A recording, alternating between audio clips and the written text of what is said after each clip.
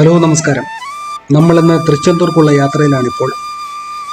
ഈ തൃച്ചെന്തൂർ ക്ഷേത്രം മുരുകൻ്റെ 6 വാസസ്ഥലങ്ങൾ അഥവാ 6 പടൈ വീടുകളിൽ 2ാം സ്ഥാനത്തുള്ളതാണ്. ഈ തൃച്ചെന്തൂരിൻ്റെ പഴയ പേര് അതുപോലെ തന്നെ പഴയ ചരിത്ര നാമം ജയന്തിപുരം എന്നാണ്. അപ്പോൾ നമ്മൾ അങ്ങോട്ടുള്ള യാത്രയിലാണ്. രാവിലെ 6 മണിക്ക് നമ്മൾ തിരുവനന്തപുരം തമ്പാനൂരിൽ നിന്ന് KSRTC ബസ്സിൽ നാഗർകോവിൽ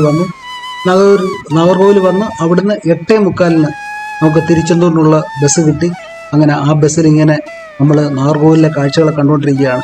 ഇവിടുത്തെ കൃഷിയിടങ്ങളും ഇവിടുത്തെ വിൻഡ് ഫാമും അതുപോലെ തന്നെ ഇവിടുത്തെ ക്ലൈമറ്റ് ഏതാണ്ട് കേരളത്തിലെ ക്ലൈമറ്റിന് സമാനമായതാണ്. ഇടയ്ക്കിടയ്ക്ക് മഴയൊക്കെ പെയ്യുന്നുണ്ട്. മൺസൂണിൻ്റെ ആ ഒരു ഇത് ഇവിടെയുമുണ്ട്. അപ്പോൾ ഇങ്ങനെ നമ്മൾ യാത്ര പോയിക്കൊണ്ടിരിക്കുകയാണ്. നല്ല റോഡാണ്, കാഴ്ചകൾ നല്ലതാണ്, പുതുമയുള്ള കാഴ്ചകൾ. വിൻഡ് ഫാം മാത്രമേ ഉള്ളൂ കുറച്ച് വ്യത്യാസമുള്ളൂ. കുറേ പോകുന്നതോറും പോകെ ഇപ്പം ചെറിയ ചൂടായി തുടങ്ങി. ആ മഴയുടെ ഒരു ഇതൊക്കെ മാറി ഇപ്പം ചൂടായിക്കൊണ്ടിരിക്കുന്നു.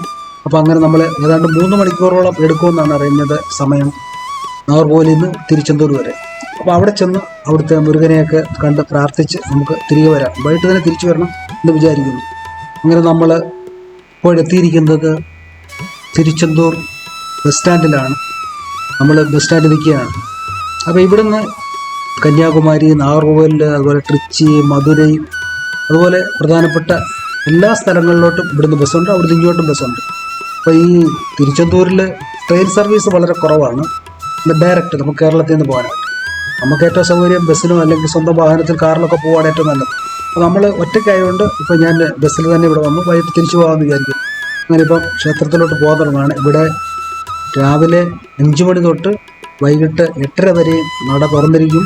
അപ്പോൾ നമുക്ക് അതിനുള്ളിലേക്ക് എപ്പം വേണേലും നമുക്ക് എത്ര തിരക്കുണ്ടെങ്കിലും നമുക്ക് ദർശനം കിട്ടും. അപ്പോൾ അതൊരു ബുദ്ധിമുട്ടുള്ള പ്രശ്നമില്ല.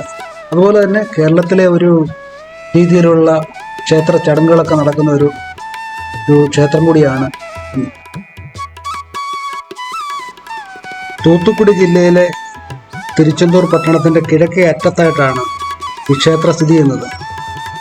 തൂത്തുക്കുടിയിൽ നിന്ന് ഏകദേശം 40 കിലോമീറ്ററും തിരുനെൽവേലിയിൽ നിന്ന് 60 കിലോമീറ്ററും കന്യാകുമാരിക്ക് 75 കിലോമീറ്ററുമാണ് ഇവിടെ നിന്നുള്ള ദൂരമെന്ന് പറയുന്നത്. ബംഗാൾ ഉൾക്കടലിനോട് ചേർന്ന് ആണ് ക്ഷേത്രം സ്ഥിതി ചെയ്യുന്നത്. ഇപ്പോൾ നോക്കിക്കഴിഞ്ഞാൽ ക്ഷേത്രത്തിൽ ബംഗാൾ ഉൾക്കടൽ കാണാൻ ഏതാണ്ട് 50 മീറ്റർ മാറിക്കഴിഞ്ഞാൽ കടലാണ്.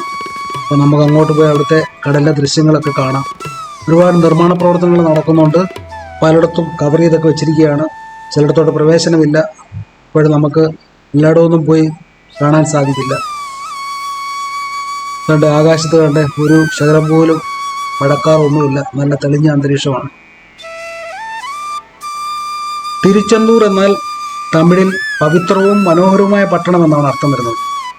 നമുക്ക് ഈ ക്ഷേത്രത്തിൻ്റെ ചരിത്രം ഒന്ന് പരിശോധിച്ചു കഴിഞ്ഞാൽ സുരപത്മൻ എന്ന് പറയുന്ന ഒരു അസുരൻ ഇവിടെ ഒരു ദ്വീപ് രാജ്യം സ്ഥാപിച്ച് ശിവഭഗവാനെ ഭജിച്ച് ശിവനിൽ നിന്ന് നിരവധി വരങ്ങൾ നേടി അയാൾ 3 ലോകങ്ങളും കീഴടക്കി ദേവന്മാരെ മുഴുവൻ അടിമകളാക്കി ദേവേന്ദ്രനെ അടിമയാക്കി. സഹികെട്ട ദേവന്മാർ ശിവനോട് ചെന്ന് പരാതി പറഞ്ഞു. ശിവൻ തൻ്റെ തൃക്കണ്ണ് തുറന്ന് 6 തീപ്പൊരികൾ തൃക്കണ്ണിൽ നിന്നും പ്രവഹിച്ച് 6 കുഞ്ഞുങ്ങൾക്ക് ജന്മം നൽകി. ഉമാദേവി അവരെ 6 പേരെയും ചേർത്ത് പിടിച്ചപ്പോൾ ഒരാളായി മാറി 6 മുഖവും 12 കൈകളുമുള്ള സാക്ഷാൽ മുരുകൻ ജനിച്ചു. മുരുകൻ്റെ ജനന ഉദ്ദേശം തന്നെ സുരപത്മൻ എന്ന അസുരനെ വധിക്കുക തന്നെയായിരുന്നു. അത് ഈ പ്രദേശത്ത് തന്നെ വെച്ചാണ് സുരപത്മനെ വധിച്ചത്. അതുകൊണ്ടാണ് ഈ ക്ഷേത്രം ഇത്രയും പ്രശസ്തമായത്. ഏതാണ്ട് 2000-ൽ പരം വർഷം പഴക്കമുള്ളതായാണ് ഈ ക്ഷേത്രം പറയപ്പെടുന്നത്. ഒരുപാട് പ്രതികൂല കാലാവസ്ഥകളെ അതിജീവിച്ച ക്ഷേത്രമാണ്. സുനാമിക്ക് പോലും തകർത്തെറിയാൻ പറ്റാത്ത ക്ഷേത്രമായിരുന്നു. എല്ലായിടത്തും സുനാമി തിരകൾ അടിച്ചു കയറിയപ്പോൾ ഈ പ്രദേശത്ത് നിന്നും ഏതാണ്ട് 1 കിലോമീറ്ററിലധികം കടൽ അങ്ങോട്ട് ഉള്ളിലോട്ട് ഉൾവലിഞ്ഞതായിട്ടാണ് ചരിത്രം പറയുന്നത്. അതുപോലെ തന്നെ 1646-ലും 1648-നും ഇടയിൽ പോർച്ചുഗീസുകാർ ഇവിടെ ഈ ക്ഷേത്രം പിടിച്ചെടുത്തു. അതിനുശേഷം ഒരുപാട് പ്രശ്നങ്ങൾ ഈ ക്ഷേത്രത്തിലുണ്ടായതാണ്. എന്നാൽ അതിനെയെല്ലാം അതിജീവിച്ച് ഇപ്പോഴും ഈ ക്ഷേത്രം ഇവിടെ തലയുയർത്തി നിൽക്കുന്നു. എല്ലാ ദിവസവും പളനിയിൽ എന്ന പോലെ ഒരുപാട് ഭക്തജനങ്ങൾ എത്തുന്ന ഒരു പ്രദേശമാണ്. തൻ്റെ കടലിലെ തിരമാലകൾ ശക്തമായിട്ട് ആർത്തലച്ച് ഇവിടെ അടിക്കുന്നുണ്ട്. നമുക്കിവിടെ വന്നു കഴിഞ്ഞാൽ കടലിൻ്റെ ഇരമ്പം കേൾക്കാൻ സാധിക്കും. അതുപോലെ തന്നെ ഇതിൻ്റെ ഗോപുരം വളരെ ദൂരെ നിന്ന് പോലും നമുക്കിത് കാണാൻ സാധിക്കും. വളരെ മനോഹരമായ ഗോപുരമാണ്. ഇനി ക്യാമറയും ബാഗും ഒക്കെ സൂക്ഷിക്കുന്ന സ്ഥലത്ത് പോയിട്ട് നമുക്ക് സൂക്ഷിച്ച് കഴിച്ചിട്ട് അകത്ത് കയറി തൊഴാമെന്ന് വിചാരിക്കുന്നു. അപ്പോൾ ഇപ്പോൾ ഏതാണ്ട് സമയമാണ്ട് 2 മണി കഴിഞ്ഞു. അപ്പോൾ ഉള്ളിൽ കയറി പ്രാർത്ഥിക്കാൻ പോവുകയാണ്. ഇപ്പോൾ ഇവിടെ അധികം തിരക്കില്ല. അങ്ങനെ ഇവിടെ അതുപോലെ തന്നെ അന്നദാനമുണ്ട്. അത് അങ്ങോട്ട് നമുക്ക് ക്യാമറയായിട്ട് പോകാൻ പറ്റാത്തതുകൊണ്ടാണ് ആ ദൃശ്യം കാണിക്കാതിരുന്നത്. ഇവിടെ അന്നദാനം എല്ലാവർക്കും വരുന്ന എല്ലാ ഭക്തജനങ്ങൾക്കും അന്നദാനമുണ്ട്. അപ്പോൾ വരുന്നവർക്ക് ഇവിടെ വന്ന് കഴിക്കാം.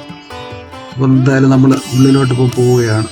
പോയി പ്രാർത്ഥിച്ചിട്ട് നമുക്ക് തിരികെ വരാം. അങ്ങനെ നമ്മൾ പോയിട്ട് തിരികെ വന്നു. ഇനി നമ്മൾ തിരികെ പോവുകയാണ്.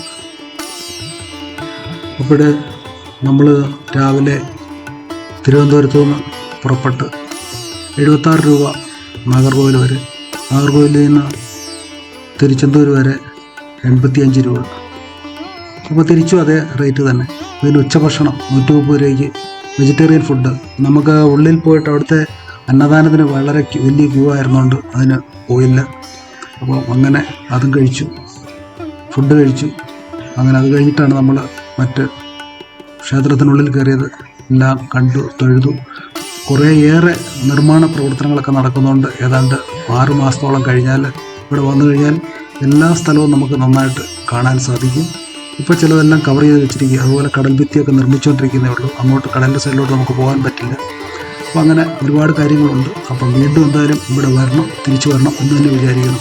അപ്പം കേരളത്തിൽ നിന്ന് വളരെ ചിലവ് കുറഞ്ഞ് നമുക്ക് വന്ന് തിരികെ പോകാവുന്ന അന്ന് തന്നെ തിരികെ പോകാൻ പറ്റുന്നൊരു പുണ്യഭൂമിയാണ് ഈ തിരുച്ചെന്തൂർ എന്ന് പറയുന്നത്. അപ്പോൾ തീർച്ചയായിട്ടും വരാത്ത എല്ലാ ഭക്തജനങ്ങളും വരാൻ നോക്കുക. അപ്പോൾ നമ്മുടെ ചെറിയ വീഡിയോ നമ്മളിവിടെ നിർത്തുകയാണ്. നമ്മൾ ബസ് സ്റ്റോപ്പിലോട്ട് ഇപ്പം നമ്മൾ ഓട്ടോയിലായിട്ട് പോകുന്നത് 20 രൂപ ഷെയർ ഓട്ടോയിൽ ഇങ്ങനെ ബസ് സ്റ്റോപ്പിലോട്ട് പോകാൻ, ബസ് സ്റ്റാൻഡിലോട്ട് പോകാണ്. അവിടെ നമുക്ക് നാഗർകോവിൽ ബസ് കിട്ടും. 3 മണി ആയതേ ഉള്ളൂ. തീർച്ചയായിട്ടും നമുക്ക് 7 മണിക്ക് മുമ്പ് തിരുവനന്തപുരം എത്താൻ സാധിക്കും എന്ന് കരുതുന്നു. അപ്പോൾ ഓക്കെ, ബൈ ബൈ.